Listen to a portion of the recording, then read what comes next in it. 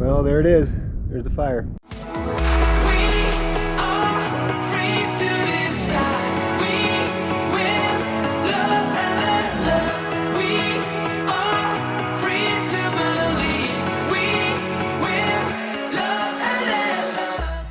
Wind's definitely whooping it up again.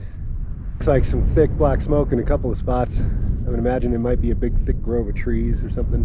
But that's pretty typical for this time of year. It's late spring, early summer. Things are really dry here in Arizona. This is what happens.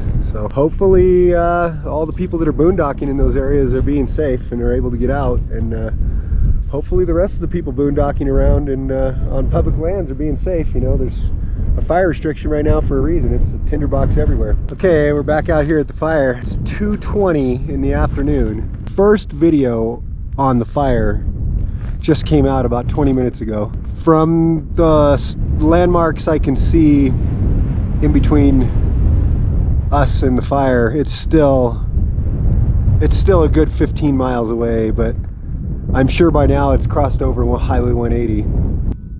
Okay, here's a perspective of the fire you're not going to see very often. I'm on top. I'll show you. I'm on top of my shipping container. Let me back up a little bit. I've got a ladder set up where I can climb up to the top. Of course, I'm not going up that high, but it lets me get a little bit higher off the ground. So let's give that perspective. Okay, there it is. Yeah, it's really starting to take off. That gives you an idea of where it is compared to our property. Wow, that wind's blowing. Wow, it is pushing directly against this ladder. That does not feel good. I'm only on the first step and it feels sketchy. Wow, it is really windy up here. I'm getting pushed on by at least a 25, maybe close to a 30-mile-an-hour wind. It is, I can really feel it pushing on me. This is crazy. Okay, I'm up here on top of the shipping container again. No ladder though. I'm not standing on the ladder this time. It's too windy. It's hard enough just to stand still up here. Anyway, there's the fire. It's 5 o'clock now.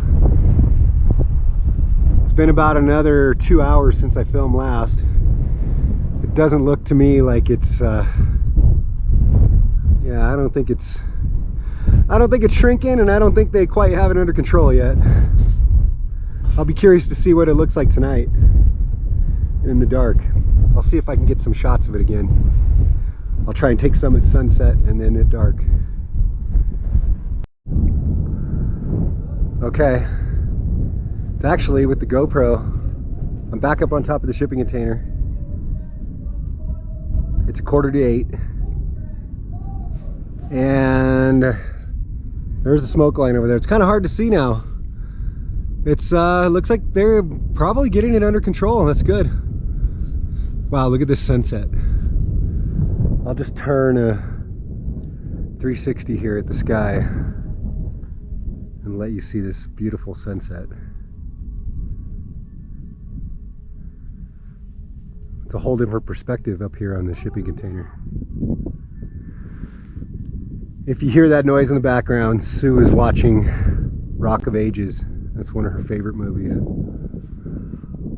Luckily there's no songs going on, so I don't have to worry about copyright. Well, except for right there. I'll just talk over it. We'll pretend like we don't hear that. Okay.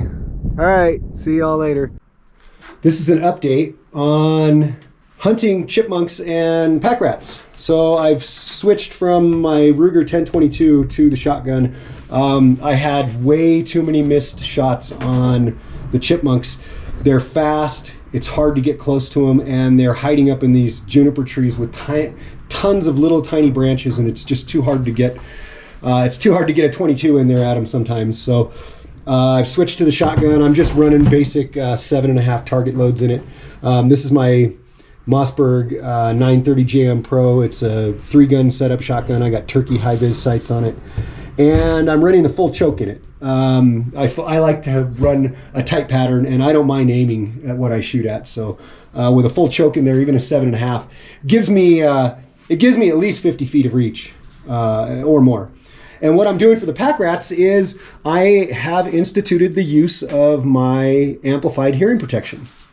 And what this hearing protection does is it amplifies regular sound with 2 microphones, and then it instantaneously cuts out the gunfire when you shoot. So these are great. These allow you to talk when you're out on a shooting range. But when they're turned up all the way, they are so powerful that, I kid you not, you can hear a person fart at 50 feet away. You can hear people having a whisper conversation at over 20 feet away. So what I do is I fire 1 or 2 rounds into the pack rat nest right at the opening, and then I sit there and I wait. I wait for about, 2 to 5 minutes. And I listen very carefully. I listen for the pack rat to start moving around in the nest. And once they do that, these things are so powerful, I can actually locate pretty close to where it's at. And then I just start shooting into the nest more. And yeah, I've already got 2 that way. One of them, I dug the nest apart a little bit and found it in there dead. And the other one, I heard him. He made a lot of noise when he got shot. So these work great. Anybody who's never used these out at a shooting range, I'm very familiar with these. I have several pairs. I've been using these for well over 10 years. They are awesome. I mean, if you want to put something on and go out and listen to nature in a way you never have before, grab a pair of these. And then I found a giant pack rat nest, and yesterday the strangest thing happened. A pack rat, I kid you not, that was almost 12 inches long, shot out of the nest, and it chased away a chipmunk and went back into its nest. Problem is, that nest is so huge, it's I would need a tractor to dig it up. And I don't think that the smaller 12 gauge rounds are penetrating all the way through. So I may end up switching to this. I may switch to my AR. This is my 3-gun rifle.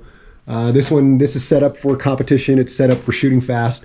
I might just take that and just dump a 30-round mag or 2 into that nest. I have a feeling that will get him. Problem is that it's about 50 cents per trigger pull. So it adds up quick. Basically, if I take a couple mags out there, I'm looking at $30, as well as maybe not being able to replace the ammo with the way things are. And I think it's appropriate. We've got red, white, and blue eagle here looking over the...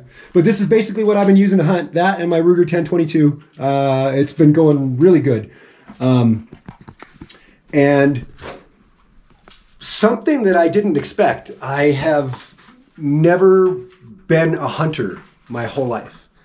I've been, shooting my entire life. I've been a competitive shooter for over 10 years.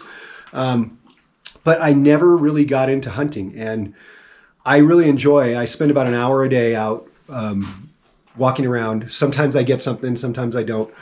But I find it's being out there, it's connecting with nature. I find myself, I'm studying the ground and looking at all the tracks that are left around, most of the property. And it's a great way to get out there and connect with nature. And now I get it. I get why all my friends and all the people out there are so into hunting. It's not about killing things.